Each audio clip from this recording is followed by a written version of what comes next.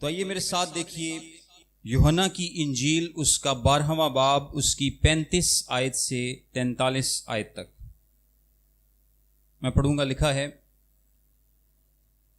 پس یسوع نے ان سے کہا کہ اور تھوڑی دیر تک نور تمہارے درمیان ہے، جب تک نور تمہارے ساتھ ہے چلے چلو، ایسا نہ ہو کہ تاریکی تمہیں آ پکڑے، اور جو تاریکی میں چلتا ہے وہ نہیں جانتا کہ کدھر جاتا ہے۔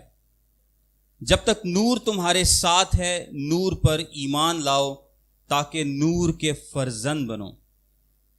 یسوع یہ باتیں کہہ کر چلا گیا اور ان سے اپنے آپ کو چھپایا، اور اگرچہ اس نے ان کے سامنے اتنے معجزے دکھائے تو بھی وہ اس پر ایمان نہ لائے، تاکہ یسایہ نبی کا کلام پورا ہو جو اس نے کہا کہ اے خداوند ہمارے پیغام کا کس نے یقین کیا ہے، اور خداوند کا ہاتھ کس پر ظاہر ہوا ہے۔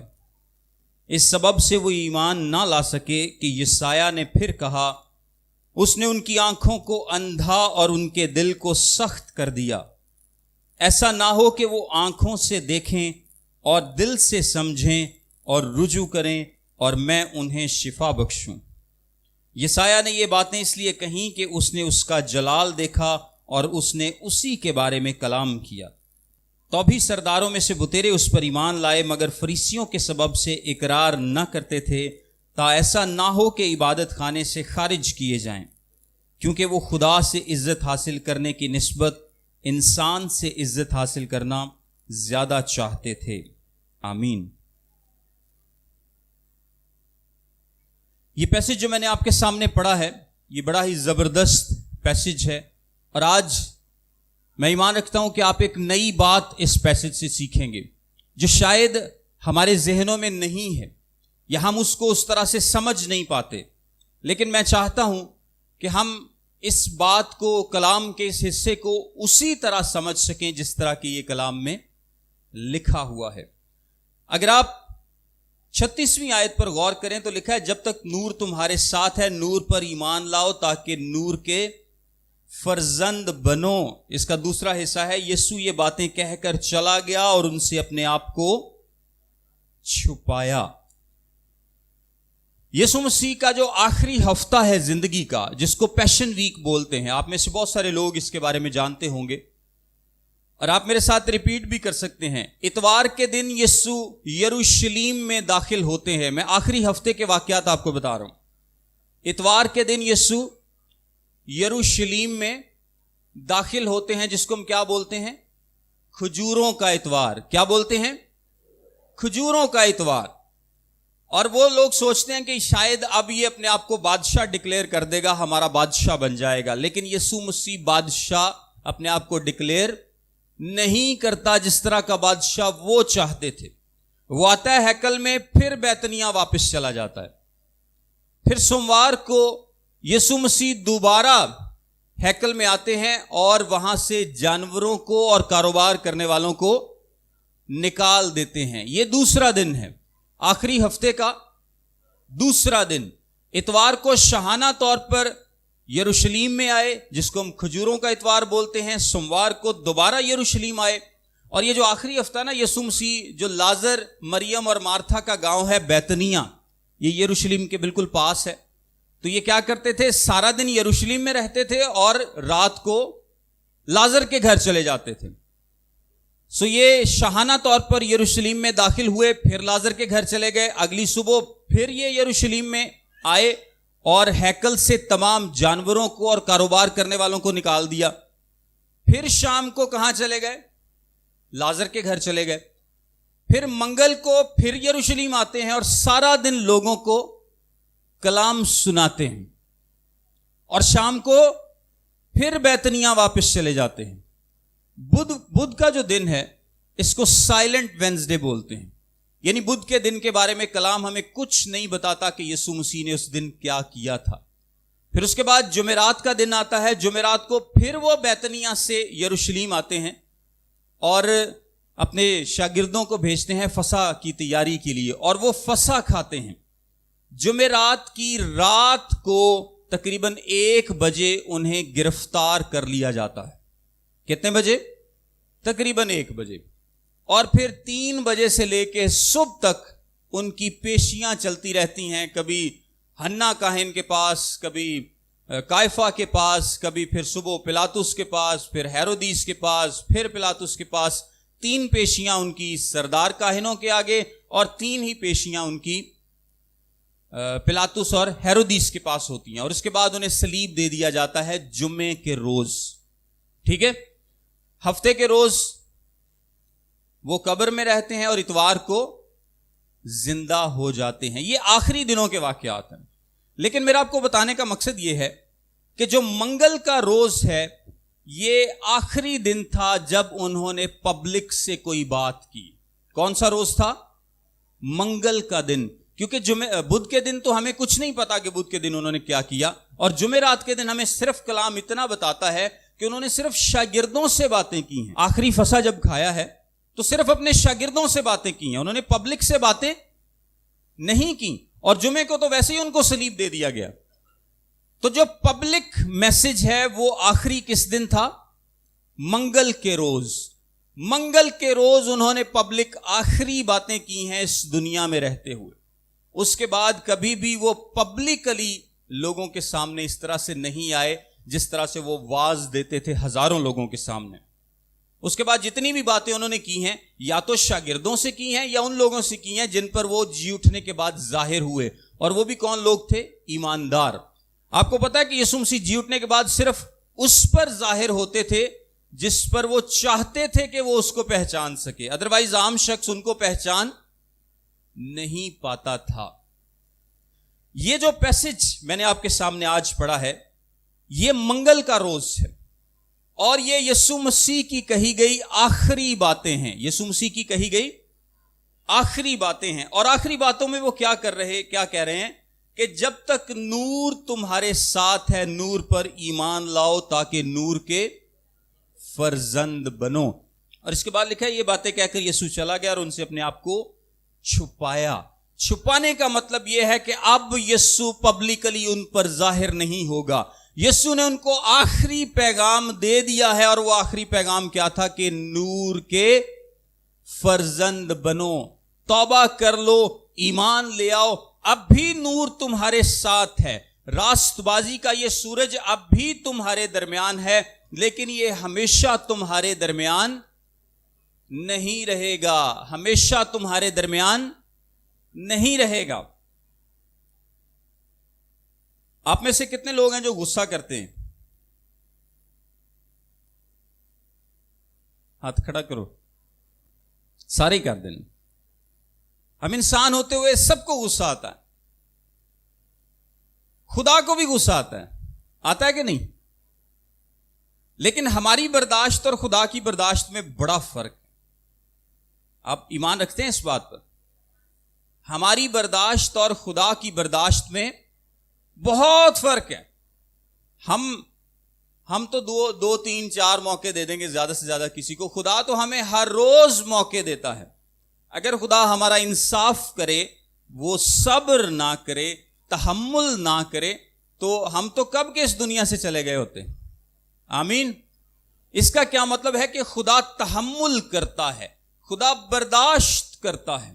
یسوع مسیح بھی بار بار یہ بات کہتے رہے 3 سال میں کہ میں تمہارے درمیان ہوں، نور تمہارے درمیان ہے، اس نور کو قبول کر لو، قبول کر لو، قبول کر لو. لیکن انہوں نے نور کو قبول نہیں کیا. خدا نے پھر بھی آخری ایک وارننگ دی ہے. یہ آخری وارننگ ہے کیونکہ یسوع مسیح کو پتا ہے کہ اب جمعے کے روز ان کو صلیب دے دی جائے گی اور بدھ اور جمعرات کو وہ پبلک سے بات نہیں کریں گے. سو جاتے جاتے بھی یسوع مسیح ان کو ایک آخری وارننگ دے رہے ہیں کہ نور کے فرزند بنو. جب تک نور تمہارے ساتھ ہے اس نور کو قبول کر لو. بعد میں تم رو گے، پچھتاؤ گے، چیخو گے، چلاؤ گے، تمہیں موقع نہیں ملے گا. ایک دفعہ میں یہاں سے چلا گیا تو اس نور کو تم دوبارہ نہیں دیکھ پاؤ گے. اس نور کو اس دنیا میں تم دوبارہ نہیں دیکھ پاؤ گے. دیکھیں کتنے پریویلیجڈ لوگ تھے کہ یسوع مسیح خود ان کے درمیان چلتے پھرتے ہیں، باتیں کرتے ہیں, معجزات کرتے ہیں. کتنے خوش نصیب وہ لوگ تھے, لیکن وہ یسوع پر ایمان نہیں لائے. جب بالا خانہ میں وہ لوگ جمع تھے تو کتنی تعداد تھی ان کی؟ 120 کی جماعت. کتنی تعداد تھی؟ 120 کی. اور جب معجزات کے لیے پیچھے پیچھے چلتے تھے تو کتنی تعداد ہوتی تھی؟ روٹی کھانے والے کدی 5000, کدی 4000. ویسے وہ 5000 نہیں تھے, وہ 5000 مرد تھے, اور عورتوں کو اور بچوں کو ملا کر وہ تقریباً 20 سے 25,000 لوگ تھے. روٹی کھانے والے, معجزات لینے والے, دنیاوی فائدے لینے والے بے شمار, لیکن حقیقی ایمان لانے والے کتنے؟ 120 کی جماعت. 120 کی جماعت. آج بھی ویسے ایسا ہی ہے. شفا والی جگہ پہ آپ کو ہزاروں لوگ ملیں گے, روٹی والی جگہ پہ بھی ملیں گے, لیکن کلام والی جگہ پہ وہ انہیں کی ملیں گے 120 کے تھوڑے جی. بہرحال خدا کا صبر, اس کا تحمل جو ہے وہ ہمارے ادراک سے بھی پرے ہے, وہ بہت زیادہ ہے. خدا نے آدم اور حوا کو کیا کہا تھا؟ خدا نے آدم اور حوا کو کہا کہ جس روز تم نے یہ پھل کھایا تو مرا. اور آدم کتنے سال جیتا رہا؟ 930 سال. کتنے سال؟ 930 سال جیتا رہا. خدا نے اتنا تحمل کیا اس کے بارے میں. موت تو آنی ہی تھی, لیکن خدا نے اس کو فوری طور پر نہیں مارا. اس کے بعد اگر آپ تھوڑا سا آگے بڑھیں تو طوفان کی بات آتی ہے, نوح کے طوفان کی بات. تو خدا نے جب نوح کو بتا دیا کہ اب یہ دنیا تباہ ہو جائے گی, میں نے فیصلہ کر لیا ہے کہ انسان کی بدی اس کے ذہن سے نہیں جاتی, اور میری روح ہمیشہ انسان کے ساتھ مزاحمت نہ کرتی رہے گی, سو میں ساری دنیا کو ہلاک کر ڈالوں گا. اور پھر ان کو کتنے سال دیے توبہ کرنے کے لیے؟ بتائیں. جب خدا نے نوح سے کلام کیا تو کتنے سال ملے لوگوں کو کہ وہ توبہ کر لیں؟ کتنے سال کشتی بنتی رہی؟ 120 سال. کتنے سال؟ 120 سال کلام کہتا ہے کہ خدا تحمل کر کے ٹھہرا رہا. اور نوح کون تھا؟ نوح راست بازی کی منادی کرنے والا شخص تھا. 120 سال وہ کشتی بناتے رہے, جو کہ بہت بڑی کشتی تھی, اور اس زمانے میں اتنی بڑی کشتی بنانا اتنا آسان نہیں تھا. آج بھی اگر بنانے لگیں تو کئی سال لگ جائیں گے. 120 سال نوح ایک تو کشتی بناتا رہا, لوگوں کو وارن کرتا رہا کہ اگر توبہ نہیں کرو گے تو پانی کا طوفان آئے گا, تم سب مارے جاؤ گے. لوگوں نے توبہ کی نہیں کی, لیکن خدا نے ان کو موقع دیا, خدا تحمل کر کے ٹھہرا رہا. اس کے بعد اگر آپ پیدائش کی کتاب میں آئیں تو ابراہیم سے خدا نے کیا وعدہ کیا کہ یہ جو کنانی ہیں سارے, ان کو سزا ملے گی. کنانیوں کو ان کے گناہوں کی سزا ملے گی, اور سزا دے گا کون؟ ابراہیم کی نسل ان کو سزا دے گی. یعنی ابراہیم کی نسل کون ہے؟ یہودی. ابراہیم کی نسل کون ہے؟ یہودی یا بنی اسرائیل. بنی اسرائیل کنانیوں کو سزا دیں گے, ان کو ماریں گے اور اس علاقے سے نکال دیں گے. لیکن جب ابراہیم کو خدا نے ایسا کہا تو خدا نے کنانیوں کو کتنے سال کا ٹائم دیا؟ سینکڑوں سال کا. کیوں؟ کیونکہ ان کے گناہوں کا پیالہ کلام کیا کہتا ہے کہ ابھی نہیں بھرا تھا. خدا نے سینکڑوں سال کا ان کو ٹائم دیا, حتیٰ کہ 400 سال تو بنی اسرائیل مصر میں رہے. اس کے بعد آ کر انہوں نے کنانیوں کو وہاں سے نکالا. اور اگر آپ میرے ساتھ ایک حوالہ دیکھ لیں, یرمیہ کی کتاب, اس کا 13واں باب,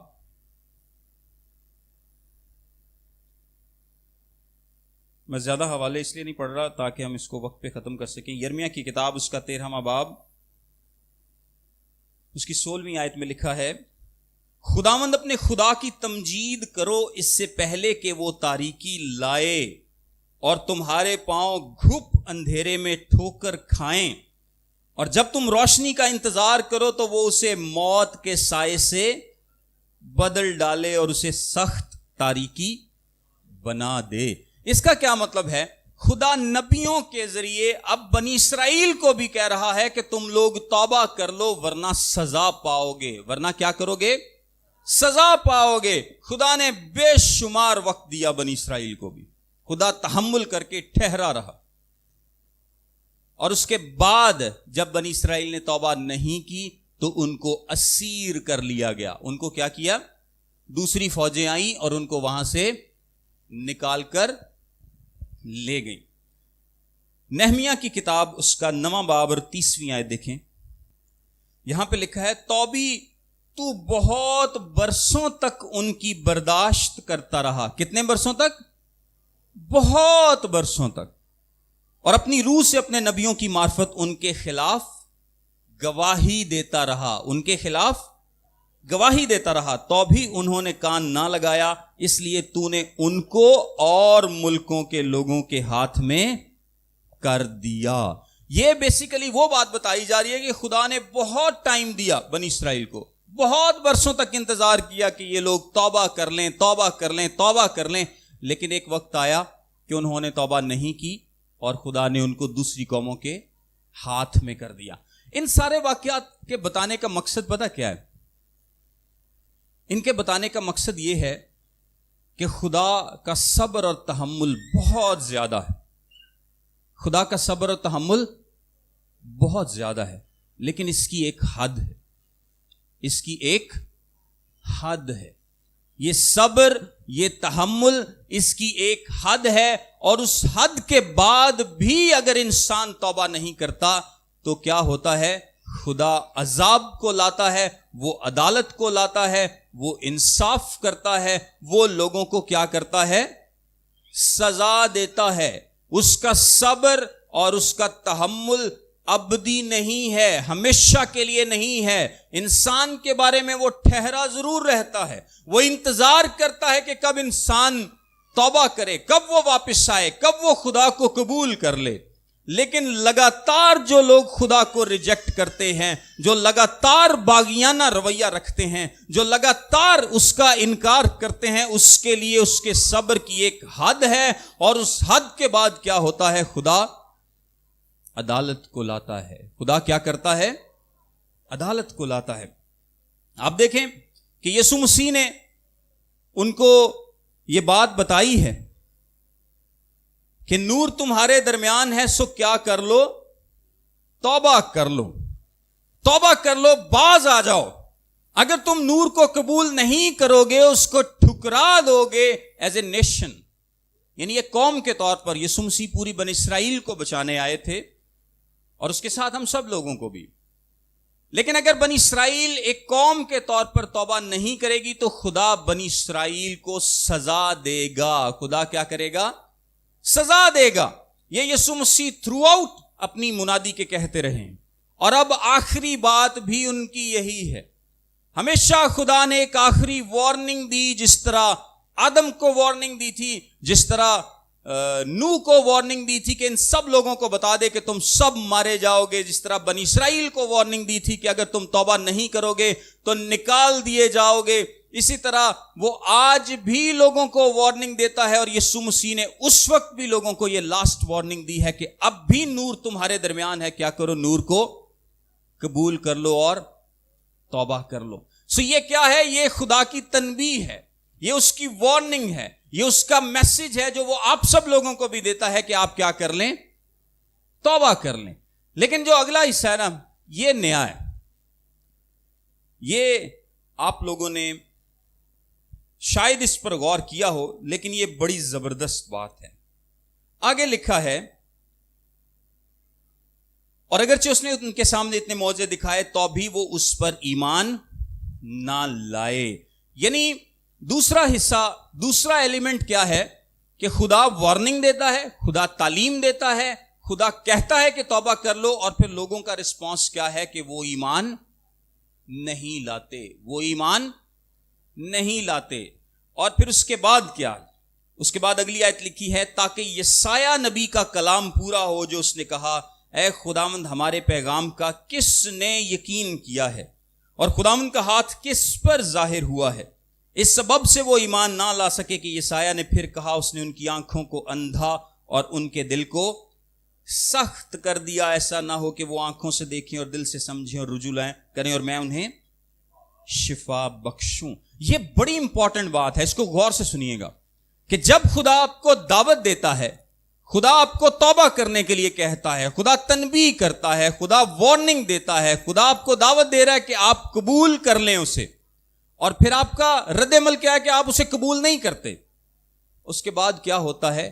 آپ قبول کر ہی نہیں پاتے، آپ قبول کر ہی نہیں پاتے۔ غور سے سنیے گا، کس لیے وہ ایمان نہ لا سکے؟ کہ اس لیے کہ اس نے ان کی آنکھوں کو اندھا اور ان کے دل کو سخت کر دیا۔ اب دیکھیں ہوتا کیا ہے کہ ہمیں کلام سنایا جاتا ہے، سنایا جاتا ہے، سنایا جاتا ہے، ہمیں بار بار پاسٹرز، چرچ لیڈرز، مینجمنٹ، مبشر، خادم، سارے لوگ آ کر کلام سناتے ہیں، ہم کلام سنتے رہتے ہیں، سنتے رہتے ہیں، سنتے رہتے ہیں، اسی سوچنے کر لیں گے توبہ، ریجیکٹ کرتے ہیں، لگاتار ریجیکٹ کرتے ہیں۔ آپ یہ نہ سمجھیں کہ اگر میں آج کلام کی دعوت پر یا توبہ کی دعوت پر توبہ نہیں کر رہا تو میں خدا کو ریجیکٹ نہیں کر رہا۔ اگر آپ توبہ نہیں کر رہے تو آپ خدا کو ریجیکٹ کر رہے ہیں۔ جب آپ لگاتار خدا کو ریجیکٹ کرتے رہتے ہیں تو ایک وقت آتا ہے کہ خدا آپ کی زندگی پر ایک فیصلہ دیتا ہے، وہ آپ کے دل کو سخت کر دیتا ہے، آپ توبہ ہی نہیں کر پاتے۔ اس کے بعد آپ نے اپنے آس پاس بہت سارے لوگ دیکھے ہوں گے، تسی سوچتے ہو یار ساری عمر انہیں کلام سنیا، ساری عمر اے جناب پادری دے گھر ہوندے رہے نے، لوگ کی دعوت دیندے رہے نے، اونج ہی مار گیا نے، توبہ نہیں کی تھی۔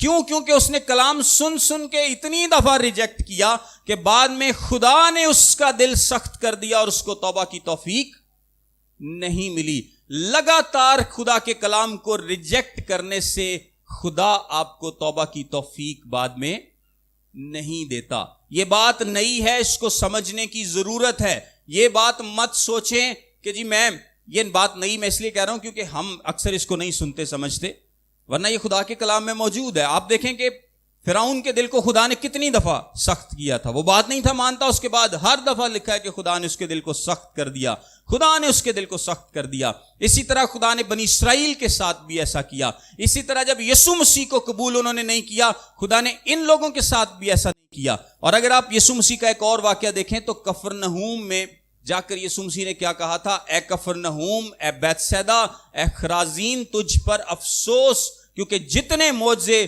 تم شہروں میں ہوئے ہیں تجھ میں ہوئے، اگر سدوم اور عمورہ میں ہوتے تو وہ کب کے خاک اور راکھ میں بیٹھ کر توبہ کر لیتے۔ تو آپ کو پتا ہے کہ یسوع مسیح نے کفرنہوم میں کتنی دیر خدمت کی تھی؟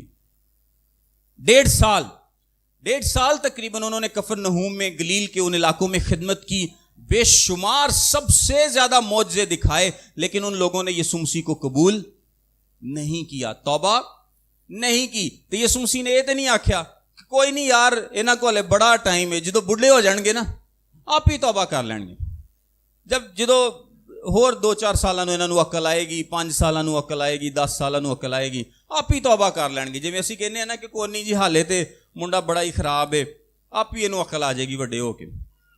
وہ عقل کو نہیں جو ہوندی بات سے آ بھی سکتی ہے، خدا کچھ بھی کر سکتا ہے، لیکن نارملی جو لوگ خدا کو ریجیکٹ کرتے رہتے ہیں ان کو توبہ کی توفیق نہیں ملتی۔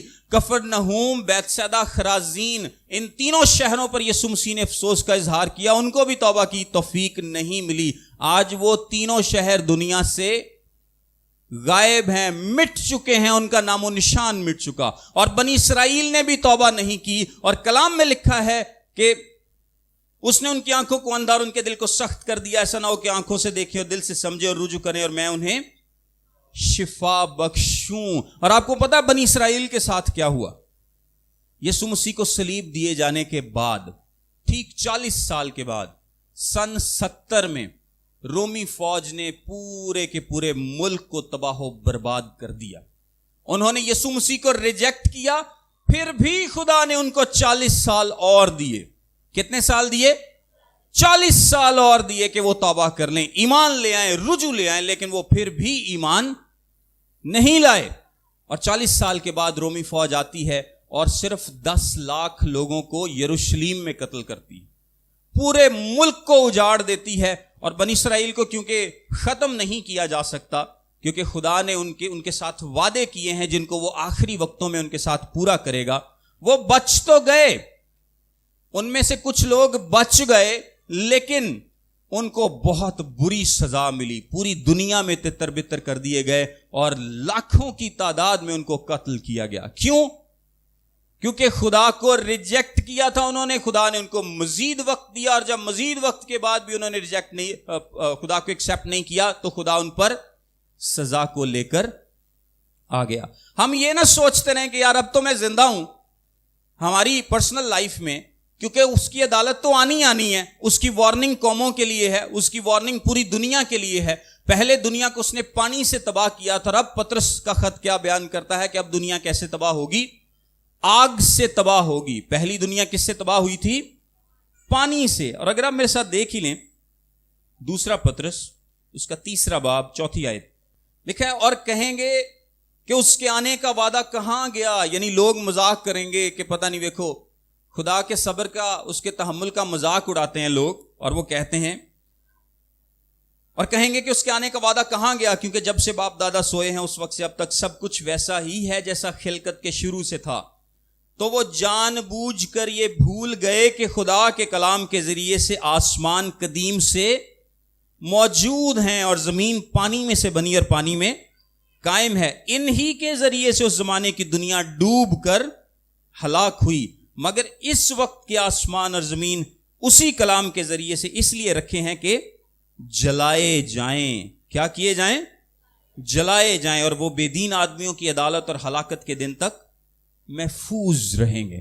خدا دے اندر بڑا صبر ہے, بڑا تحمل ہے. وہ سینکڑوں سالوں کا بھی وقت دے دیتا ہے, وہ بہت لمبا وقت بھی دے دیتا ہے آپ کو توبہ کرنے کے لیے, قوموں کو توبہ کرنے کے لیے. لیکن ہمیں نہیں پتا کہ اس نے کس کو کتنا وقت دیا ہے. اگر میں یہ سوچ لوں, یہ سوچ کر بیٹھ جاؤں کہ جی خدا بڑا حالے میرے کو ٹائم ہے جناب, میں بڑا ہوں گا, توبہ کر لوں گا, حالے میں کوئی 4 پیسے اکٹھے کر لوں, بے ایمانیاں کر لوں, یہ کر لوں, وہ کر لوں, بڑا میرے کو ٹائم ہے. لیکن یقین کریں کہ آپ نہیں جانتے کہ اگر آپ اب ریجیکٹ کرتے رہیں گے تو بعد میں آپ کو یہ توفیق ملے گی یا نہیں ملے گی.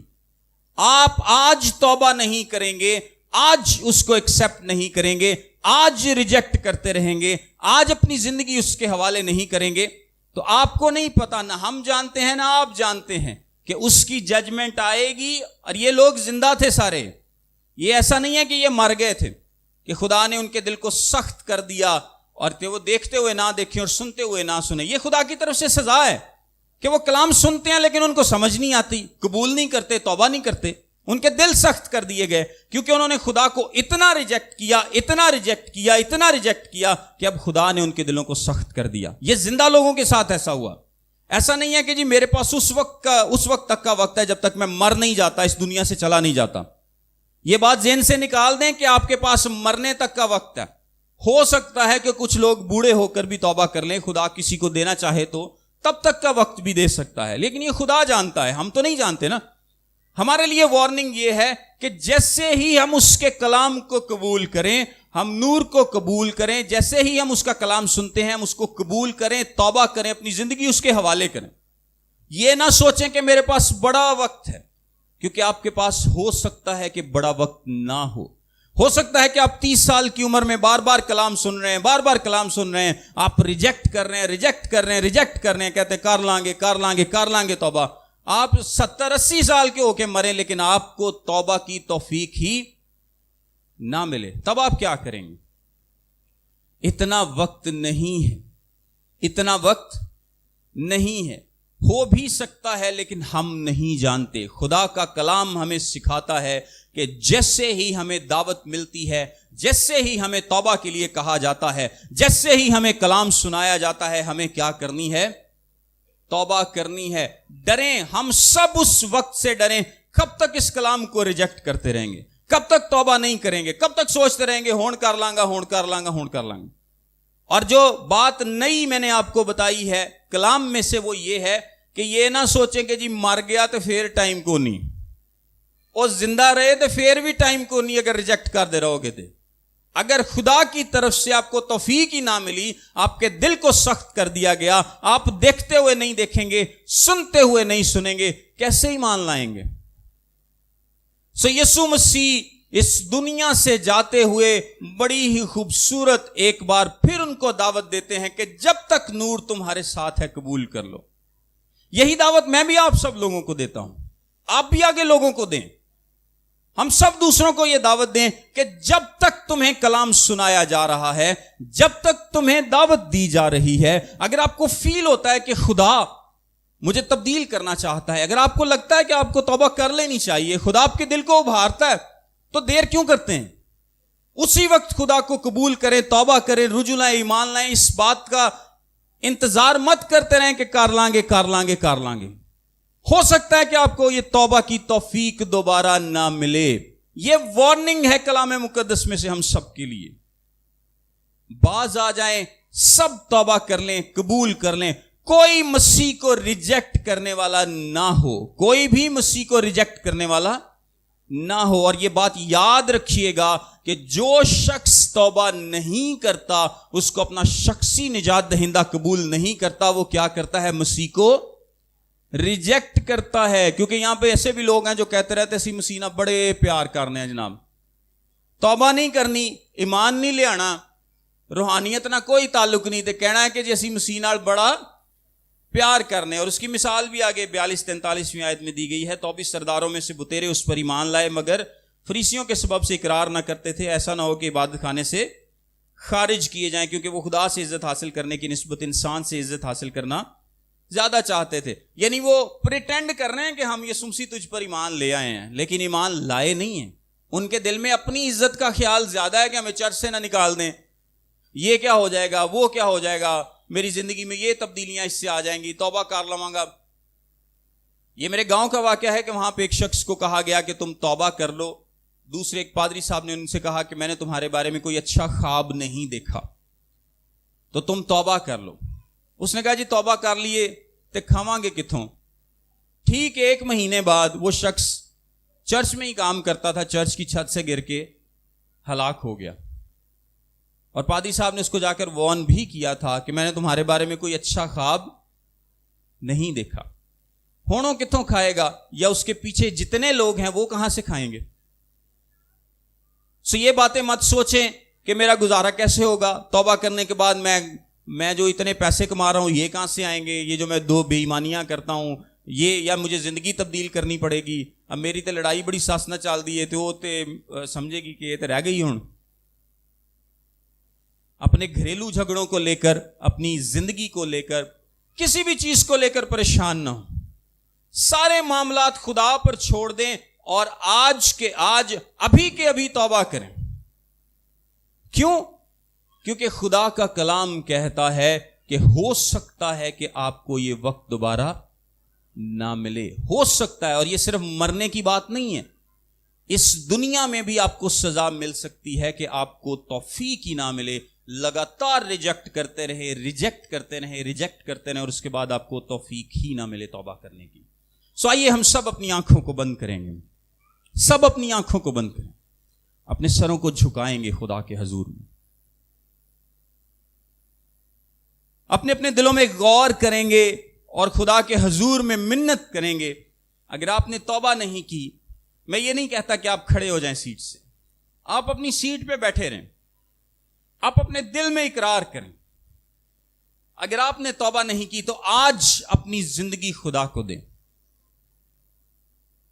آج خدا سے کہیں کہ خدایا میں نے آج تک باغیانہ رویہ اختیار کیا ہے, میں نے آج تک تجھے ریجیکٹ کیا ہے, مجھے بارہا کلام سنایا گیا, مجھے بارہا کلام کی دعوت دی گئی, مجھے بارہا توبہ کی دعوت دی گئی, لیکن میں نے آج تک تجھے ریجیکٹ کیا ہے, میں نے آج تک تجھے اپنا نجات دہندہ قبول نہیں کیا, میری زندگی میں کوئی تبدیلی نہیں.